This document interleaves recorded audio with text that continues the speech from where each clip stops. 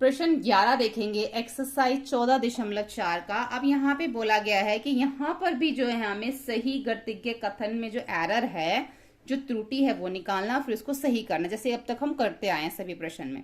तो y-3 इसकी जो पूरे की घात 2 है, यहाँ पे y की घात 2 माइनस ये बताया गया, ये इसके बराबर। हम देखते हैं इसको, अगर यहाँ पे हमारी सरल समीकरण कौन सी लग गई, a माइनस बी का होल स्क्वायर, तो क्या होगा a square minus 2ab plus B square.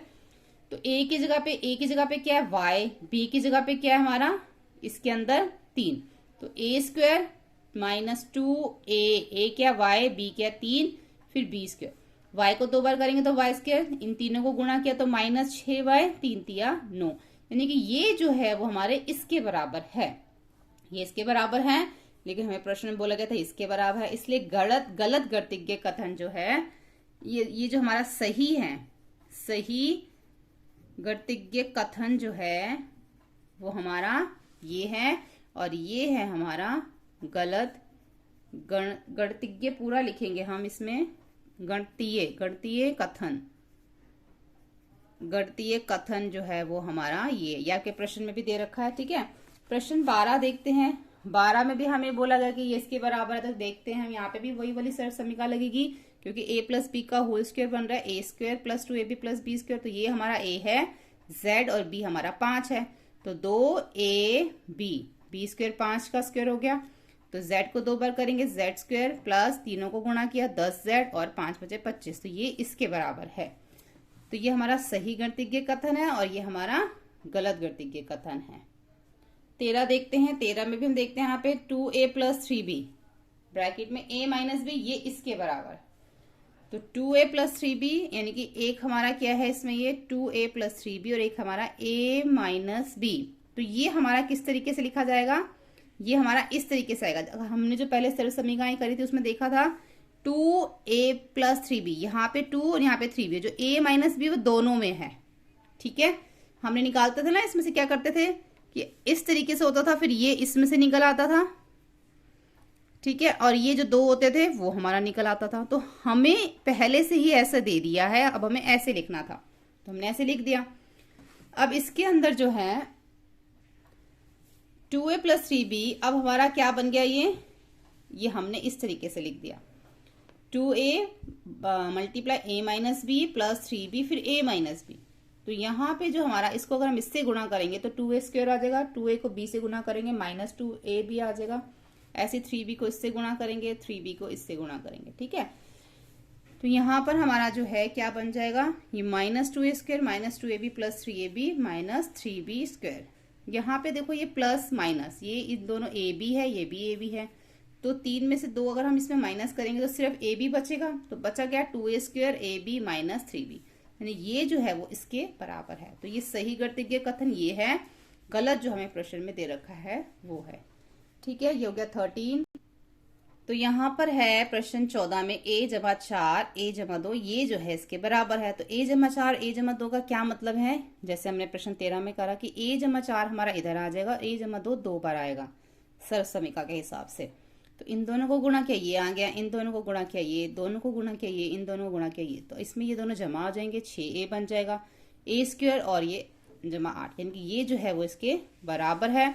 तो सही गणितीय कथन हमारा ये है और गलत हमारा ये है।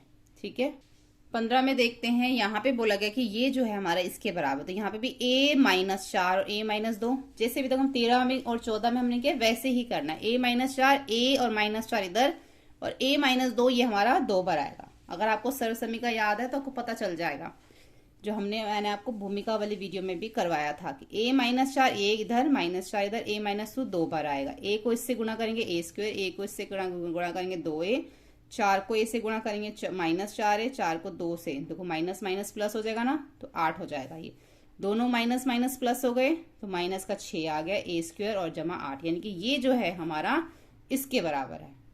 ठीक है, तो ये हमारी सही गणितीय कथन है और ये हमारा गलत है।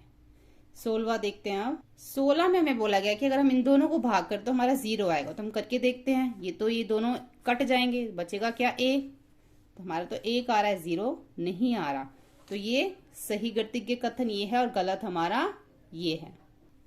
17 को देखो, ये बोला कि ये जो है वो इसके बराबर है, तो अगर हम इसको देखें 3x की घात 2 जमा 1 बटा में 3x की घात 2, तो 3x की घात 2 से 3x की घात 2 कट जाएगा। लेकिन इसमें देखो क्या है कि अगर हम इसको इस तरीके से लिखते हैं तो 3x की घात 2 बटा में 3x। अब जो 3x की घात 2 जो नीचे हमें दे रखा है ये इसके नीचे भी है और एक के नीचे भी कॉमन है, तभी तो हमने बटा में दोनों के नीचे लिखी हुई है। तो हम इसको इसके नीचे भी लिखेंगे और एक के नीचे भी लिखेंगे, तो इससे तो ये कट जाएगा। बचेगा क्या हमारा 1 बटा में 3x की घात 2 जो है वो हमारा बचेगा। तो यानी कि ये जो है अगर हम इन दोनों को काट रहे हैं तो 1 आ रहा है, तो 1 जमा में 1 3x की घात जो है वो इसके बराबर ये है। ठीक है, यानी कि जो इसके बराबर है वो क्या है हमारा ये है। तो सही सही गणितीय कथन हमारा ये है और गलत हमारा ये है। ठीक है, 18 देखो, 18 में बोला गया कि ये जो है वो इसके बराबर है। तो जैसे हमने प्रश्न 17 में किया वैसे ही करेंगे। अब 3x के नीचे 3x जमा 2 दे रखा है, वो 3x जमा 2 जो है वो अब इसी के जो है वो बराबर है, क्योंकि नीचे क्या हो रहा है हमारा ये जमा हो रहा है। तो जमा हो रहा है तो ये ऐसे का ऐसे ही रहेगा। अगर ये गुणा होता तो हम इसको जो है वो काट सकते थे, लेकिन यहाँ पे 3x के साथ जमा क्या हो रहा है 2, तो 3x को 3x से नहीं काट सकते, तो फिर क्या बच जाएगा जमा 2 बच जाएगा नहीं, इसलिए ये जो है वो इसी के ही बराबर है। तो ये सही गणितीय कथन है और ये जो हमें प्रश्न में दे रखा है वो गलत है। 19 में देखो, 19 में भी सेम वैसे ही है जैसे हमने 18 में किया।